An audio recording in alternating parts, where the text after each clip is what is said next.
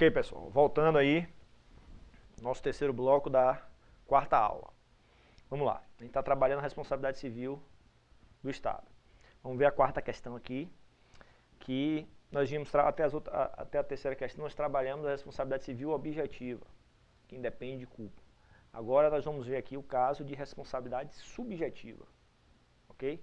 Que é baseada na teoria da culpa administrativa. Vamos ver aqui.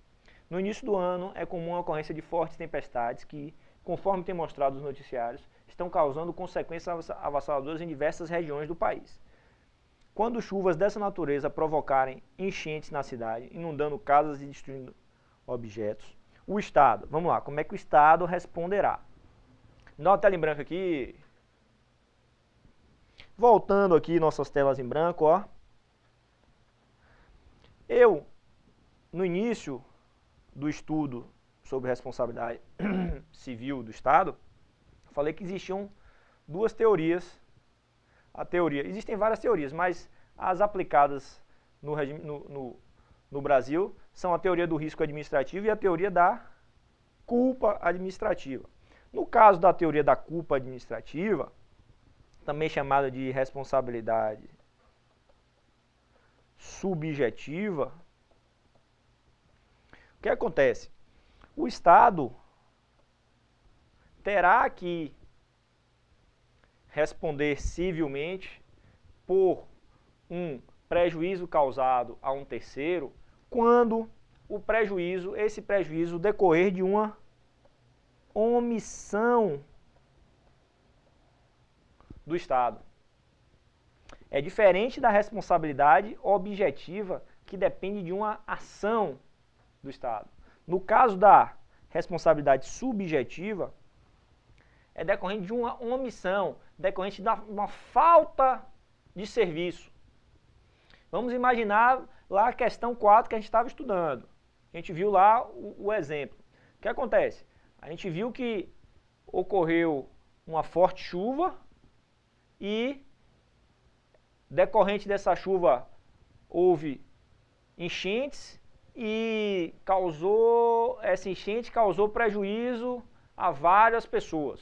Destruiu casa, destruiu rua, destruiu carro, certo? O que acontece? Se o prejuízo causado foi decorrente de uma omissão do Estado, sim, o Estado vai ser responsabilizado, vai responder civilmente, sim. Mas a responsabilidade, é subjetiva. Depende da culpa do Estado.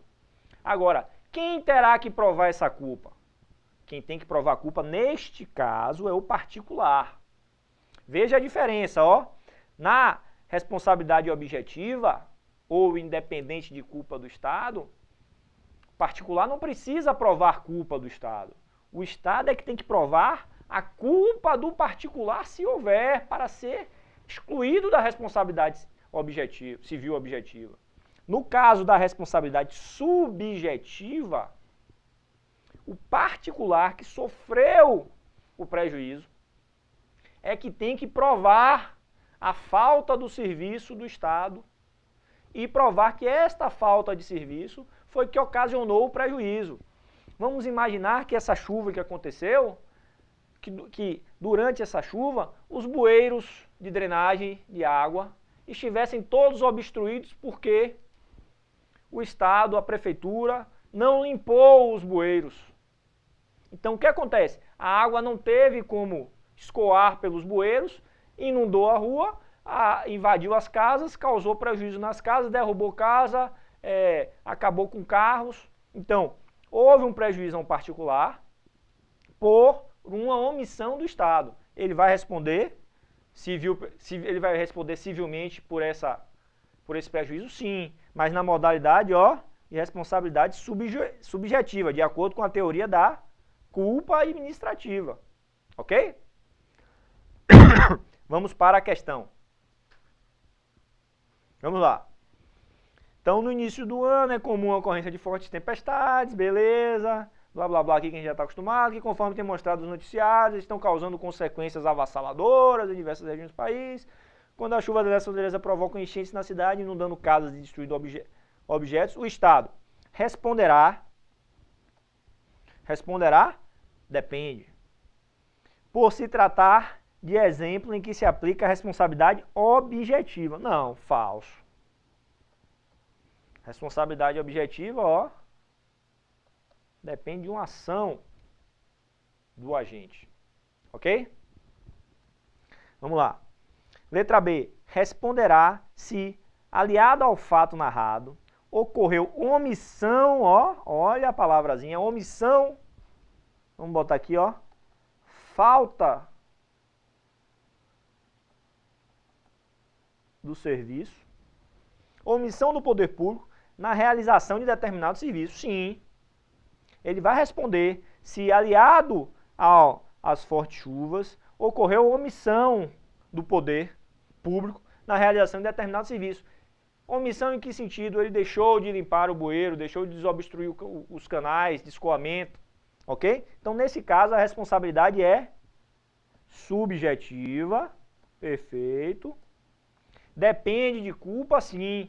E quem tem que provar a culpa? O particular que sofreu dano, tem que provar que a culpa foi da omissão do poder público. Então, o gabarito da letra B é perfeito.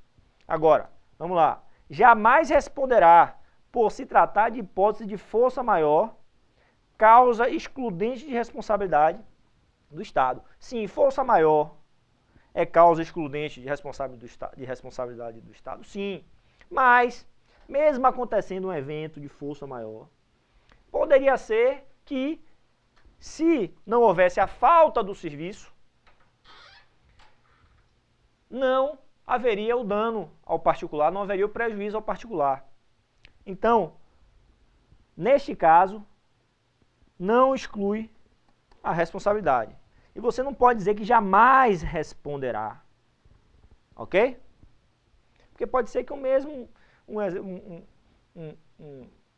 uma hipótese de força maior, se houvesse a ação do Estado, se não houvesse a omissão, não haveria o dano. Ok? Então, letra C está falso. Jamais responderá por se tratar de hipótese de caso fortuito. Também falso. Responderá com fundamento na teoria do risco integral. O que acontece? Falso. A gente já viu que ele responde com base na teoria da culpa administrativa. Ok. Responsabilidade subjetiva. O que é essa teoria do risco integral? Alguns doutrinadores defendem a existência da teoria do risco integral. Fala-se na teoria do risco integral. O que seria a teoria do risco integral? Seria a teoria do risco administrativo, no caso em que não houvesse nenhum tipo de possibilidade de excludentes de responsabilidade do Estado. O que seria isso? Mesmo no caso, vamos imaginar a teoria do risco administrativo, em que não há possibilidade de excludentes de responsabilidade. Vamos imaginar que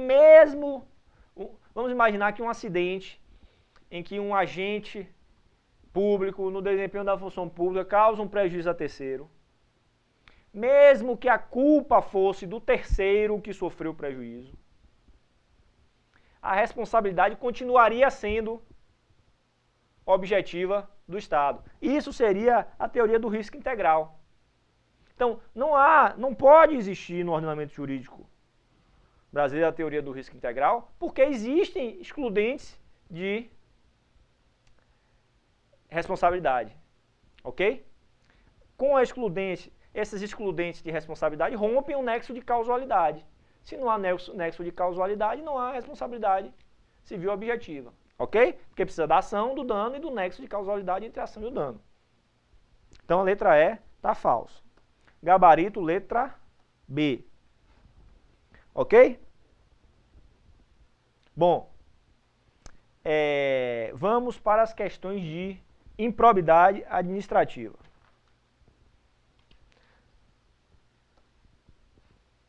Improbidade administrativa. O que acontece? Improbidade administrativa, pessoal, antes de começar a falar sobre improbidade administrativa, eu quero que você pegue, você já deveria estar com ela em mãos, mas eu quero que você pegue a lei, ó, número 8429 de 92. Essa é a lei que trata sobre improbidade administrativa, é a chamada Lei da Improbidade Administrativa. Essa lei regulamenta lá o parágrafo 4º do artigo 37 da Constituição Federal, ok? É indispensável que você imprima essa lei, e acompanhe a aula com a lei em mãos. Eu não estou pedindo não, estou mandando que você pegue a lei e imprima. Pare aí, dê pause agora, imprima a lei, ou então abra em outra tela do computador enquanto você assiste. Mas o ideal é que você imprima para você marcar os detalhes da lei, marcar na lei os detalhes que eu vou observar aqui, para que posteriormente você leia com calma a lei e veja os detalhes. O que acontece? Inicialmente, ao estudar essa lei, pode ser que você tenha dificuldade, porque é uma lei com muitos detalhes, mas nós vamos tentar entender a lógica dos atos de improbidade administrativa. A lei define lá, ó, são atos de improbidade administrativa os que causam enriquecimento ilícito, os que causam dano ou prejuízo ao erário e os atos que atentam contra os princípios da administração pública. Ótimo. Aí quando ela detalha lá os atos de improbidade administrativa que causam enriquecimento ilícito, ela lista lá, se não me engano, 15 ou 17 itens, incisos. Então, é um trabalho árduo e complicado você saber esses 15 a 17 incisos. Quando ela trata de danos ou prejuízos ao erário, se não me engano, ela elenca mais 12. Então, é um trabalho árduo você saber, decorar, aprender todos esses incisos. Se você entender a ideia, a lógica, você mata as questões. Tenho certeza que você mata as questões. Nós vamos trabalhar com essa finalidade, mas para isso é preciso que você esteja com a lei na mão. Ó, eu trouxe a lei aqui, ó, que eu uso para estudar. Ó como ela está toda detalhada, ó, toda detalhadinha, ó, cheia de observação. Porque isso aqui era da época que eu estudei para o meu concurso da Receita. Eu usei aqui, está guardado até hoje, de recordação para eu lembrar aqui. De noite eu durmo abraçada com ela, tal, para poder lembrar da época que eu estudava, entendeu? Mas é importante que você imprima, ok? Vamos lá. Você já deu sua pausa, já imprimiu, já tomou o sermão. Vamos para tratar da improbidade administrativa. Vamos lá. A Constituição Federal, no artigo 37, parágrafo 4º, certo? Deixa eu voltar para minhas questões aqui. Artigo 37, parágrafo 4º, que você deveria estar em mãos também, da Constituição. Ela diz que os atos de improbidade administrativa importarão na suspensão de direitos políticos, na perda da função pública, na indisponibilidade de bens e no ressarcimento ao erário, na forma e gradação previstas em lei. Então, ó, o parágrafo 4º do artigo 37 estabeleceu lá as possíveis penas para os atos de improbidade administrativa, não definiu o que é um ato de improbidade administrativa, e falou, ó, a forma e gradação vai ser estabelecida em lei. O que acontece? A Lei 8429, de 92, foi editada exatamente com essa finalidade. Fazer a gradação, definir quais são os atos de improbidade administrativa, definir os sujeitos passivos dos atos de improbidade administrativa, os sujeitos ativos dos atos de improbidade administrativa, definir quais são os atos considerados de improbidade administrativa, como é feita a gradação das sanções aos atos de improbidade administrativa. Ok? Então vamos lá. Vamos partir para a lei. O que é que a gente vai precisar? Me dá uma tela em branco aqui, por favor. Quando a gente estudar improbidade administrativa, a gente vai precisar saber quem são os sujeitos passivos, quem podem ser os sujeitos passivos, quem podem ser os sujeitos ativos. quais são os atos danosos considerados atos de improbidade administrativa. A gente já falou aqui por alto. São os atos que causam enriquecimento ilícito,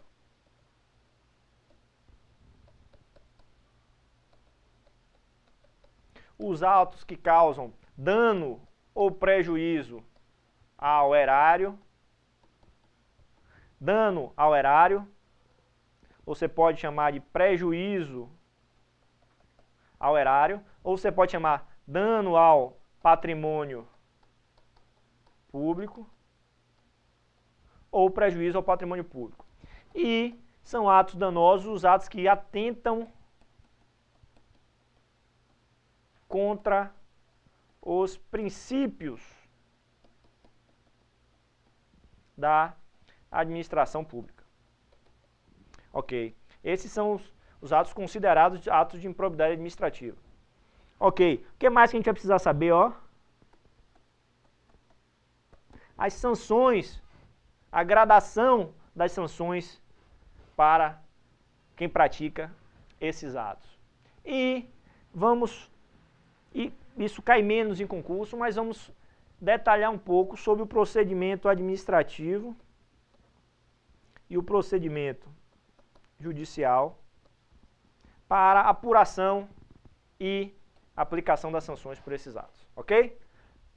Vamos para as questões que, no decorrer das questões, nós vamos tratando desses elementos que eu estabeleci.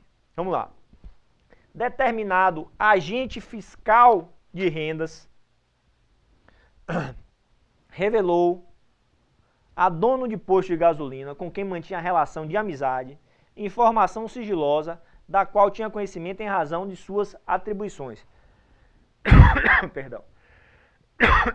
Então, ó, determinado agente fiscal de rendas. Ótimo. O agente fiscal de rendas, nesse caso aqui, ó, é o sujeito ativo.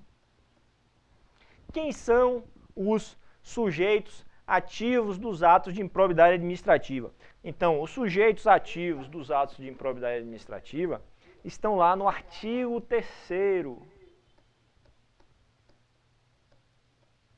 da Lei 8429. O que é que diz lá o artigo 3º? Diz, ó, as disposições dessa lei são aplicáveis no que couber àqueles que, mesmo que não sendo agente público, então, ó, os dispositivos dessa lei são aplicáveis aos agentes públicos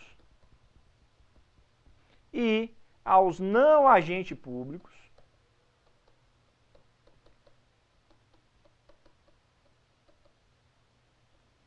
o que é que está dizendo? Ó, particulares podem ser responsabilizados por atos de improbidade administrativa?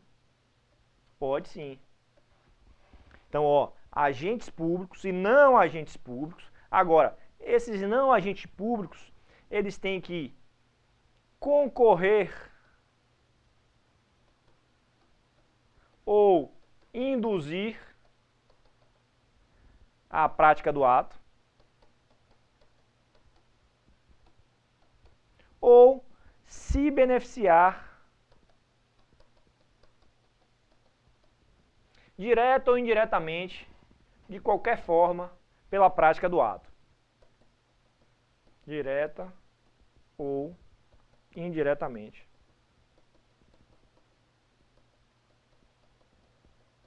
Pela prática do ato. Então, quem são os sujeitos ativos dos atos de improbidade administrativa? Agentes públicos e não agentes públicos, ou seja, particulares, que concorram ou induzam para a prática do ato, ou se beneficiem direta ou indiretamente pela prática desse ato, ok? Então, particular pode ser responsabilizado por improbidade administrativa? Pode, sim. Desde que ele concorra ou induza a prática do ato, ou se beneficie direta ou indiretamente pelo ato, ok? Ótimo, vamos voltar para a questão. Então, a gente já viu um elemento que são os sujeitos ativos. Ok. Então, determinado agente fiscal de rendas. Agente fiscal de rendas é um agente público? É. Ok. Determinado agente fiscal de rendas revelou ao dono de posto de gasolina, com quem mantinha a relação de amizade, informação sigilosa da qual tinha conhecimento em razão das suas atribuições, consistente em operação de fiscalização extraordinária que seria realizada em determinada data, sem prévio aviso, para apurar um esquema de fraude fiscal em operações de comercialização de combustíveis. Então, vai ocorrer uma fiscalização no posto de gasolina e o agente fiscal, devido à amizade que tem com o dono de posto de gasolina, deu a informação, uma informação privilegiada ao dono do posto de gasolina, informação esta que ele conseguiu devido ao cargo que ele exerce, ok? Isso é considerado um ato de improbidade administrativa? Sim. O que acontece? Nós já vimos aqui que existem 3 tipos de ato de improbidade administrativa. Os que importam em enriquecimento ilícito, os que causam dano ou prejuízo ao erário e os que atentam contra os princípios da administração pública. O que acontece? Nós vamos ter que trabalhar esses 3 tipos de atos administrativos e vamos entender a lógica. Depois que entendemos a lógica, nós vamos definir, de acordo com a lei, quais são as sanções aplicáveis a cada tipo de ato, ok? Vamos lá. Antes de partir para as alternativas, vamos tentar estabelecer a lógica aqui para vocês de cada tipo de ato. Me dá uma tela em branco, por favor. Vamos lá. Os atos que importam em enriquecimento ilícito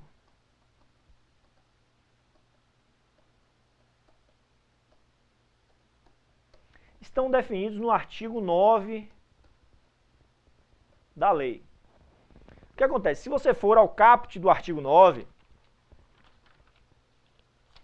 da lei, ele vai definir: constitui ato de improbidade administrativa importando enriquecimento ilícito.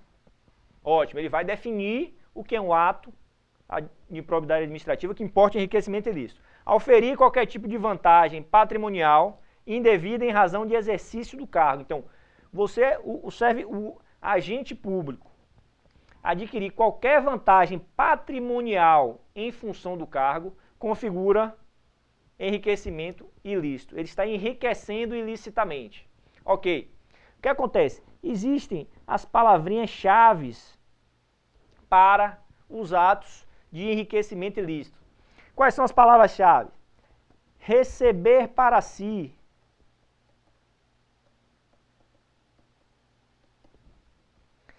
Receber ou perceber, receber ou perceber vantagem econômica.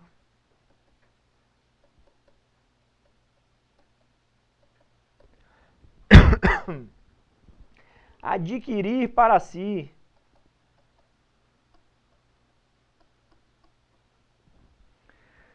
Incorporar ao seu patrimônio.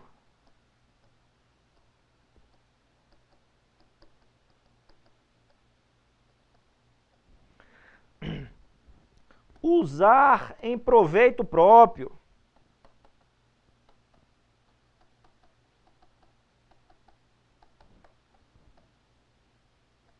Aceitar.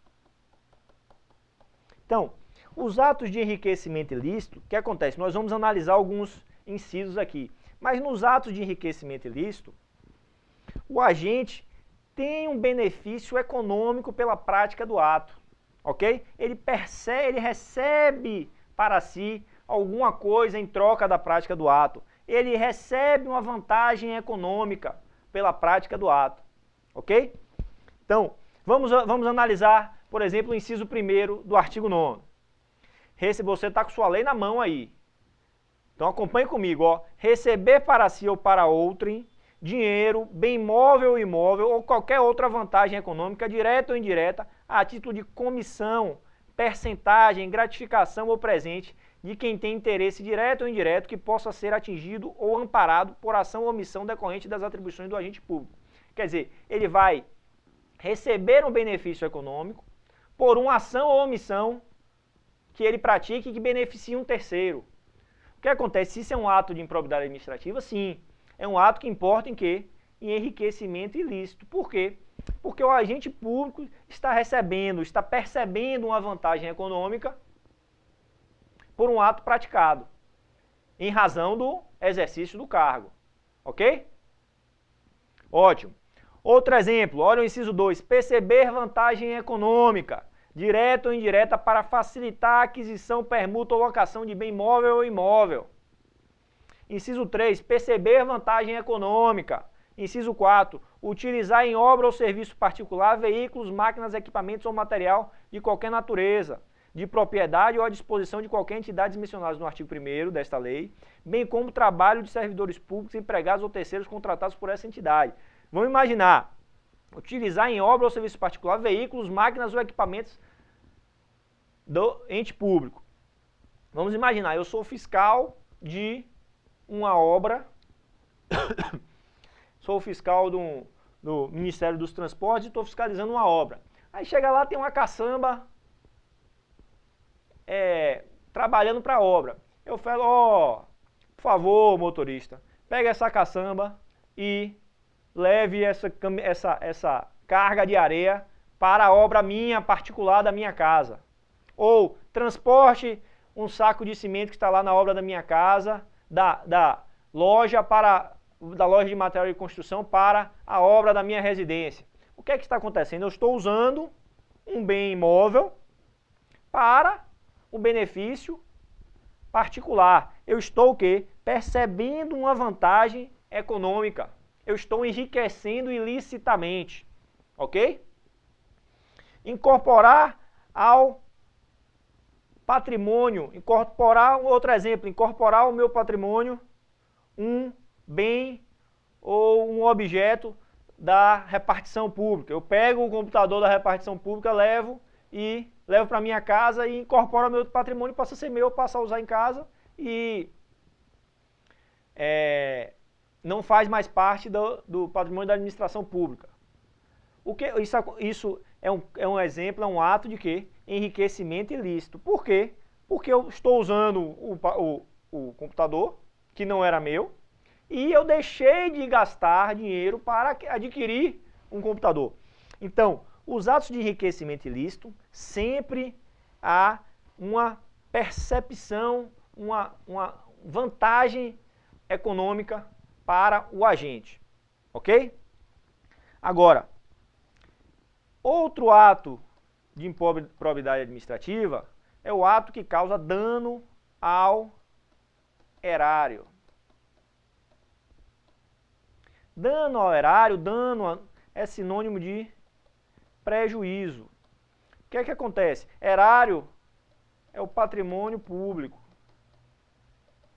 Então, o que acontece? O agente pratica um ato que causa um prejuízo ao patrimônio público, mas ele não se beneficia economicamente deste ato. Se vocês analisarem os incisos do artigo 9 e os incisos do artigo 10, que tratam sobre dano ao erário, vocês vão ver que existem incisos do artigo 9 e do artigo 10, que a única diferença é que no artigo 9, que trata de enriquecimento ilícito, o agente recebe uma vantagem econômica. E no artigo 10, não, ele não recebe, ele pratica um ato que causa um prejuízo ao erário, mas ele não tem nenhuma vantagem econômica com isso. Existem vários incisos que se relacionam. Quais são as palavras-chave do artigo 10? Facilitar, permitir, concorrer,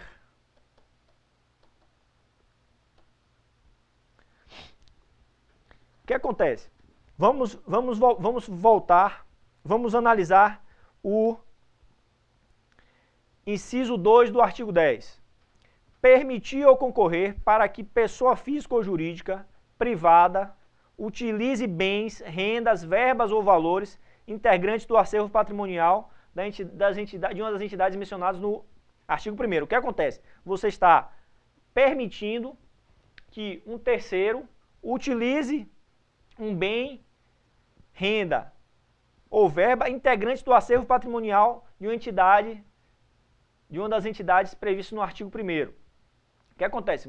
O agente não está percebendo nenhuma vantagem econômica, então não é enriquecimento ilícito. Mas ele está causando um prejuízo ao erário, ok? Se você for ao artigo 9, inciso 4, você vai ver que ele trata basicamente do mesmo fato, só que no inciso 9, artigo 4, o agente se beneficia. Ele tem uma vantagem econômica. Então, quando ele tem uma vantagem econômica, é enriquecimento ilícito.